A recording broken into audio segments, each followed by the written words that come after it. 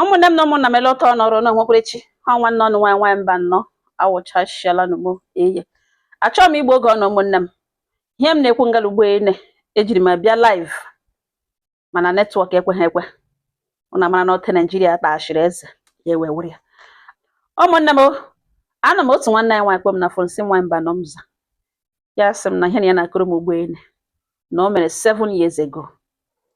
na ya alọọla di na di ya n'ala bekee ya before ya lụọ di ya ekpere ekpere ka Chineke nye family dị large ebe nwere mmadụ n'ihi na ebe ya eshi enwe nga ha dị very few ya ekpere ekpere ịga na family dị large dị ebe nwere mmadụ dị ọtụtụ ebe ịhụnanya dị Chineke nyekwere ya one na di na second son of his parents na nne mụrụ ụmụ 10 di ya with the second son ada nne di ya lụọla di ya nwụọ ya chịrị ụmụ ya elu ụmụnne na-asọpụrụ ya ejighị egwu egwu ha eke ụmụ ya n'aka ya afọ abụọ ka dị 4 years na ka o toro ntakịrị o ji n'aka ọ ya ka di ya lụrụ ụlọ emekwa ihe emechaa ya na di ya jekwara anyị ha yere ọfụma before ha lụọ na di ya lụrụ elocha afọ ime acha ya dị ime di ya gaghachi adanne di ya kpọwa ya na ya kpọrọ ya bịa kpọrọ nwa ya nwoke ke ntakịrị ka dị 4 years toro ke ntakịrị ya gwawa santi na ya dị ime ọmụmụ na ọ ga-enye ya nsogbu ị na-elekọta nwa ya nwoke plus condition ya gbagara igwe ngwe n'ụlọ ọgwụ ma gịnị adanne ya jụọ ọ bụrụ na nwa ya nwoke awụrụ nwa ọ mụrụ na ọ ga-atụfu ya bifo na nwoke ọ mụrụ na ya bịa kpọrọ nwa biko ya ma ihe kụjiri ya ajụjụ ahụ ọ jụrụ ya meta ya si yes na ihe okwukwere na ọ weziokwu na ihe ya wụrụkwana nwa ya na ya gaghị atụfu ya the next thing ọzọ ya nụrụ di ya kpee na fon si ya na ya agaghị akpọrọ nwa adanne ya nke ntakịrị ahụ nke nwoke ahụ ya achọkwa ka ya kpọọ nwa na-awụghị their relative ya achọ ka ọ kpọọ any house help ya need any house boy n'ụlọ ya na ya agaghị kpọrọ nwanne ya nwaanyị nke ntakịrị okwu kwuwere ya ụka ya so oke nsogbu na ya agaghị kpọrọ ote ka esi kpọrọ nwa anụ ntara ya na nwa na-anụrụ very cute boy na nwatakịrị na ọ mara mma nwa ọmafụ na o yiri dị ihu ị ga-ama na ọ dị blood na mgbe niile ya na-eku nwa anụ ka o nwee ike shigboro ya ka ebu n'afọ na ya laikiri nwa ahụ too much o ruo mgbe ime mewere ya gwa adanne di na ime mewere na ọ ga-ejitetụrụ ya nwa ka ya mụcha nwa ebe akpa adanne di ya si biko na ya ekpuchint na ọ wụrụ nwa ya na-aga gị jire na bifo ya na-aga amụ ka ahụ ya akọpụkwa gbakwa nkịtị ya kpozie mme ya na mme bịa na ere bifo ya na-amụ so mme ya bịakwanụ mme ya nọzi ruo mgbe ya gara ime mewere ya gawa ụlọ ọgwụ gwakwa mme na ọ bụrụ na ya amụcha na o kpọtara nwa ahụ n'ụlọ ọgwụ n'ihi na ya adịla fond of that child ya chọghị ka ọ nọrọ outside gwakwa mama mụrụ ya na obiko na nwaanyị mụrụ nwa na nwa adanne di na na-eji ọwụ ha gwa eji mkpọtụ mgbe egbu na ọ na-enye nsogbu na o kwekwele ka nwa merụ ahụ ọsọ na anya ya nọrọkwa n'ahụ nwa na ya ga-akụzili mma ya soke agadi nwaanyị gịnị ka ọ ga-emekwa nakwanụ na-eshigere na ya mmiri ọkụ nwatakịrị nọ eshi n'elu staircase kpoghapụ zojapụ ụkwụ daa ga kpohie ihu ya amakwana mama ya bịazi n'ụlọ ọgwụ na-agwa ihe mere na ya etie adanne di ya nụtara nụrụ na ya mụọ na abịa jezibe ilete hụzi wund nwa ya bụ n'ihu ọ bọdazi ịhụ ilete ma ịhụ nwa anụntara ya mụrụ nwa nwanne ya nwoke nụntara ya mụrụ iwe ekwebeghị ya okporo nwa anụntara la ga-akpọzie di ya na fon wee na-enwe mgbe ya kwetara ikporo nwa ya na ya jụrụ nwa ya sị na ya nwa were isi na-ebi n'ahụ mgbe aja ebie n'ahụ mgbe aja bihu na ọ ya ewere isi nwa na-akpụ na mgbe aja na ka ya gaa kpọrọ nwa ya gawa ụlọ ọgwụ ka ọ hapụ inwe fast brain na o jikwe narakwa nwanne nwoke ezigbo ego na ya gbarịga n'ụlọ ọgwụ ya elega nwa ya nwanne nwoke akpọe nkwanụ di ya ekpọe sọ gịnị ka ya mere nwa anụntara n'ihu ọnụ ya wepụtara ka ya kwuo di ya ajụdị ihe so asọ mụọna ọ jụtụkwana ele oke nwa ọhụrụ mere ọ gbanyụọ ya fon na ntị ọ ya ka e kuru nwa ya ga immunize after 2 months ya mụrụ nwa na-aga 3 months ekuru nwa ya gaa hospital ịka gba ya immunization rute ya ma na fon ya na-ere ngị n'ihi na di ya adịdịghị mgbe akpọ ya gbaracha nwa ya ọgwụ mgbe ọ na-anọcha na line ma group ma crowd ma gịnị lorute welite fon ya sị he ka eledele fon ya hụ 20 missed calls ya sa adanne di ya kpọrọ 20 missed calls kwa na ma ya were fon kpọghachiwazi adanne di ya gwawazie na ya akpọga ya ka ya ejie driver ya o bulata moto na village bịa buru mma ya gaa ụlọ ọgwụ n'ebe na okweghị pik call mission ya na ụlọ ha na o mere ya chief na mma ya na ọ nwụrụ na ebubana eme ọchụarị na ya nwa kpatara ya na akpe ọ kpọrọ pik call gwa driver bịa buru mma ya Russia hospital na mma ya na-ede ndụ taa na ebe mma ya nwụọna na ihe ahụ ọ chọga na ọ chọtala ọ gbanyụọ ya fon na ntị ya ka ya were na-ele ihe ya nụrụ ugbo na nrụ ka ọ na mmadụ nne di ya na-eji egwu hụrụ ya n'anya ka gịrị nabatara ya kpọ ya one of her children ọwụnya nwaanyị akọga ada ya nwaanyị akọga ihe ọkọga ebe ọsọ nwaanyị aba na mọchọrị ka ọsọ ọ chọrọ ịba na nga anụ ntara ka ya nọ na agba ashi ọnụ na-ele ihe mere ụdịka kọl ya zara ugbu a di ya ebe ntụrụ ugbu a na mma ya abana na mọchọrị na ihe ahụ ọ chọga na ọ chọtala ya na ihe ahụ ọ na-achọ na ọ chọtala ya na ote mission ya dị accomplished ya ọ ga-anụ from him ihe ya na-emebe before ya gwawa dị no way stupid man, no way foolish man. Ni ahụ be he no gbara ka ya no before. Dias ni ya na-agwa na mma ya bana mọchọrị nwe mind na-akpọ yi na-agụ yi na so na obi kare na o nwere more ya si dị no ya ma Daniel ha dị stupid ya nụrụ nga gbanyọ dị phone na ntị Adani akpe ashahe na na after ya ala ya rụrụ na enwekwe mind na ogini wu ihe ọ gwara nwanne nwoke anọ n'ibe akwa mma ha ọ bịakwata ikwa adịkwa problem ya gwawazi Adanne ihe na-emebe before no we stupid woman Adanne DS ya gwawa Adanne die ihe na-emebe before ihe na-agwa before no we stupid woman Adanne DS ya sị ya sị na we na mmadụ re ka arụ dụ mma ịmụ amụ no we disgrace na ọsọ ọnụ nga aha na n'ụlọ di a makpuru nga ọ ga-aga chatara moto buru mma ego ụlọ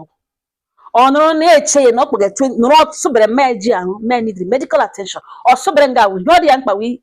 ị na-akpa phone akpa 20 minutes call ya onwe kwanụ mana ya mụrụ nwa ọhụrụ ihe ya na-emebeghị before ya hụbeghị call ya phone ya ring be before ring 20 seconds ya hapụ ipiki na enwe na-eshi emisiri call ya before na ọjụghị onwe ya si na ihe awụ unusual ụdị ihe emebe before nwa amụrụ nwa ọhụrụ dịkwa na mmụrụkwa kewe ndụ nwa bịa bịa ileta ma okwe anya ya ahụzi nwa ya kpụrụ nwa ka ịlawa ọ maghị ha megeruo o wepụta phone kpọọ ya 20 minutes calls ya piki ọ dịghị worried chọọ wee gaa chata moto kpọrọ mmega ụlọ ọgwụ ọ na-enweghị iwe mma ya nwụọ nga ọ hụzie moto bruzent gawa mọchụarị nga ọ na-eme ka o mete ihe ka ọ chọta ya ka o ji mma ya dewe n'elu draft na-azụga ka game were ndụ mma ya zọọ njọkọrọ na don worry na ya ga-alọta beria na alọta beria ka eji ya ihe ọ na-amaghị na a ga-akpa eke ikpe na a ga-eti ike amagịrị okwu ọnụ na ọ ya nwagburu mme na always stupid woman Adanne di ya gbanyọ ya phone na ntị ruo mgbe etiri berial nne di ya kpe na phone ya hụ ụkwụ ya na berial na ya nwa ahụ kpọọ ụmụnne kpọọ onye ihu na onye azụ na ha kpọrọ nwanne ha na ya na-alụgachi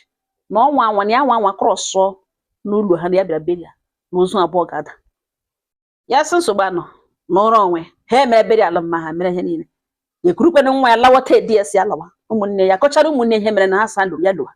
ya lụwakwanụ mekọrọ biznes ya zụkọrọ nwa ya for 7 years di ya kpọ ya na phone Joyce lote nwa mere enwe nwanne di ya kpọrọ nwa Adanne di ya nobody ya poison cha ha niile nwe ike kpọrọ phone na ya nọzi 2 weeks ago nwa mba nọ di ya kpọ na phone na-asị ya na elote his son mere ya sị his son na ọ dị mma Joyce ebe ọ nọ ya sị ya na ebe ya kwesịrị na ya dị ndụ ya na ọfụma n'ihi na ya mana di ya na ha na-ahụ update ya na WhatsApp na ha na-echeki profile ya na ya na-keep ha updated gosi ha that yes ya nọ mma na nwanne nwoke zoro moto emedi moto upgrade na ya live go ọfụma live go fine na ego awụ problem ya na ha na-ahụ ya ha na-ahụ update ya na ya wụhụ one kind Olympic ball agbabara na n'okpuru net ọ ya ka di ya jụwara si ya na ya feel na ọ ga-ewe iwe na otu ugbo ya shide one join na how is my son ya sị dị why ya ga-eji ewe iwe ọwụ ya lụrụ na ọwa ọma hụ na ya anaghị ewe iwe like that ya wụkwa onye iwe na iwe were ndị ọ dịrị ya nwe ha obi ya emeghe nwe ike ime nwa akọmọdụ besides ajụjụ jụrụ na ọ wee genuine one na ọ jụga how is your son that in the first place na nwa na ọnwa ya na enwe ya na ya bọdụ ga-apụta paternity nwa ya na ya na ya abụọ mụrụ so ọ pụta sị how is my son na ọ nwere wrong question na ya na ya abụọ ma ọ dị nwa so ya hụbe ihe ga-eme ya iwe ba di ya sị oke na ya sị ka ya gwa ya na ya dị sorry na ya chọrọ ka ọ laghachita back na ya dị very very sorry na ya gbaghara na enwere ihe ndị Adanne kọgara na Adanne na ọ dị down na Adanne na ọ dị down with sickness na enwe ihe ndị ọ gwaga enwe some confessions o megere Adanne ya gwagasị ya make sure na ya mejiri ya mere very big mistake na ya nọ n'ala bekee na-akọrọ ihe niile ihe take decision ya kwesịrị take na ya mazucha ihe niile ọnụ ahịa akọrọ ya akọrọ na since mejiri nwụrụ ụtakọ na-abịa na nrọ na-disturb ya na-abanye ya sọ si ya sị gịnị ka ya na nwunye gara na Adanne dị same ụta ka mma ya disturb ga ha na ya dị very very sorry na ya try ya move on na ebe ọ na-akpụga ihe ya na ote ya enweghị iwe na o kwesịrị ikpe na-asị ya jụọ esi ya nwa mụrụ nwa ọhụrụ ya nwa akpụghụ jụ ote nwa ọhụrụ ya mere ọ wụrụ ya nwa ga na-akpe for what na ọ naanị ya nwoke ka ọ na ya gburu mmadụ gwa ya ga-eji akpe di ya sị oke na ọwụ ihe ya kwere iwu ya rịọ ya si ya biko na ya dị very very sorry na even e nwere Adanne di ya nwere nwatakịrị hwetere ya lọta nwatakịrị amafọ kpọrọ nwatakịrị gị ụlọ ọgwụ ka ya nyocha na mle ma genotype ma ihe niile rute ya na nwatakịrị bụ ọrịa obiri n'aja ọcha dị ga elebewe so how come how when how did this happen ya hapụga ya n'ụlọ ọgwụ sọsọ ka onwe taa ka eshiri lawa na ya chọghị ịbịa ndị oyibo si dị devil you know is better than the angel in any abụ abịakwala na long way na ihe a na ọwụ mistake ya biko gbaghara na nwaanyị Ibadan na ọwa ebe okwu nọ na di na-arịọ ada nne na-arịọ onye ihu na-arịọ onye azụ na-arịọ na ya gbaghara biko na m jụderele mba ụwa na ihe na-ekwukwe nọ 7 years na nwa ya mere 7 years ụmụnne ma ụmụnne nna ya ma di ya ma nna nwa ya ajụdụ ha ote mmarọta nwa after 7 years abịa na-asị gbaghara na nwaanyị Ibadan na m jụdele mba ụwa so ọ bụrụ ha eleghị ha ga-eme na di ya gwaga egbe na ya wụ na ya ekwere ugbo gbaghara ya emechi akwụkwọ ya ga like ikporo famili ya kpọta ebe ya jụwa dị sakwa isi bụ na nwekata kpofete nwunye na ebe ahụ ya sị na that was then not anymore na ya ga-abịa kpọrọ ya na nwa ya kpofete ka ha nwee ike continue ebe ha kwụsịrị na ya biko gbaghara nwaanyị mba nọ na-ele ihe m nwere ikwu na mgbota odere ihe ya nọ from mba ụwa ụmụnne m wee sị nne m ya sị ị nwere right ime gaanyị meretụchakwa gaanyị ejikwala ike eburu akpa agawa ebe ị ga-emeretụchukwu gaanyị metụkwuo gaanyị mana imechaa gaanyị ahụ nne m jiri nnọọ ya ọchagbuo nwa ahụ kpakụrụ akpa laghachikwuru back to the o wetara fair condition ọ sị na ikwere ugbo ya emechi akwụkwọ kpọrọ gị na nwa ṅụ kpọrọ famili ya ihe somebody gị na abụọ yiri yita aka according to you unu yiri ọfụma so it's not like unu just mata bata n'ime marriage who knows unu ruo ebe ahụ both of you will settle fine biko gbaghara ọ ihe nọ na marriage sometimes marriage nwee break emechaa dozie after break comes reconciliation and then we talk about stability in marriage biko nne m gbagharawa ụmụnne m arịọga m arịọga ya na-ebe yobe di ya hụrụ n'anya na na-eji egwu ada nne dị egwete maka ọrụ gbuo oleke tụtụrụ aja niile n'elu ụwa kwegịrị na marriage bịazi ugbo na-asọ ọrịa wala okpokpo ịlọ ọnụ bịara ịrịọ ugbo ene na mmanya nne die na na-eji egwu na o nwere ike nne ya akọla ya ibite otu nkụ ya wụ nne die bịazi ugbo na-arịọ si agbara n'elu otu a ga-eshi agbara for what ka ga-eji agbara na nwa mba ụmụnne m otu kwesịrị si nne m biko gbaghara ị mụrụ nwa gịnị abụọ na both of you have come a long way, just misunderstanding. We can say, oh, one year, but anything is possible. We can think but the most important thing one year kill Boy, you did that. 7 years, nam, 1 year to little plan. The crew dinger, biko, barawa. A big bowl hand, don't answer. Be another half coronation, meant to have that means a lot of them will be hack and what dear. Oh, Zubechu could come on, you know, baga. That girl like what are dinger. When ike obu ha ọrịa mmenwe obu ha ọrịa obiri na aja ọcha ihe ewu confusion ihe Chineke set in ka o ji scare ya ewe n'ihi na ọ ya nwa njikọ gị na abụọ God is interested in your marriage.